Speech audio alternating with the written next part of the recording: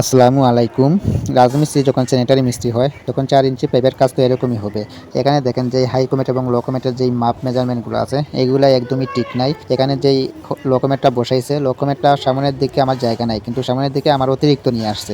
পিছনের দিকে পর্যাপ্ত পরিমাণ জায়গা আছে। পিছনের থেকে যেই মাপটা দিছে এটা প্রায় ১২ ইঞ্চির উপরে রেখে দিছে পিছনে। এখানে যদি পারফেক্ট মাপ আপনার ১০ ইঞ্চি যদি রাখতো তাহলে আমার সামনের দিকে একুরেট হয়ে যায়। কিন্তু এখানে ১০ ইঞ্চি রাখে নাই, প্রায় ১২ ইঞ্চির উপরে আছে এখানে। তো ভাই তুমি কাজ জানো না কি কেন তুমি এই কাজগুলা করবা? এবং এই যে হাই কমেটটা বসাইছে, হাই কমেটের যেই মাপটা দিছে, হাই কমেটের মাপটাও কিন্তু ঠিক নাই। তো কত বড় ভুল করছে, এবং এটা যদি ঠিক করতে হয় তাহলে সম্পূর্ণ ডালাই ভাঙতে হবে।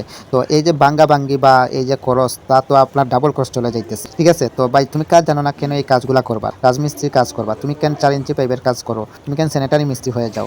এটাই আমি বুঝি না। বাড়ির মালিক বলেছিল হাই কমেটের জায়গায় লো কমেট এবং লো কমেটের জায়গায় হাই কমেট দেওয়ার জন্য, কিন্তু রাজমিস্ত্রি বলে এইভাবে নাকি হবে না। হাই কমেটের যেই ময়লাটা সেইটা নাকি লো কমেটের লং টাপে নাকি আটকাই যাবে। ভাই তুমি কাজ জানো না, সব কিছুই হয়। তুমি আগে টেকনিক জানো, কাজ জানো, তারপর তুমি কাজ করবা। ঠিক আছে, সব কিছুই পসিবল। সঠিকভাবে কাজ করলে কেন হাই কমেটের ময়লা লো কমেটের লং টাপে আটকাবে? আপনারাই কমেন্ট করে বলেন।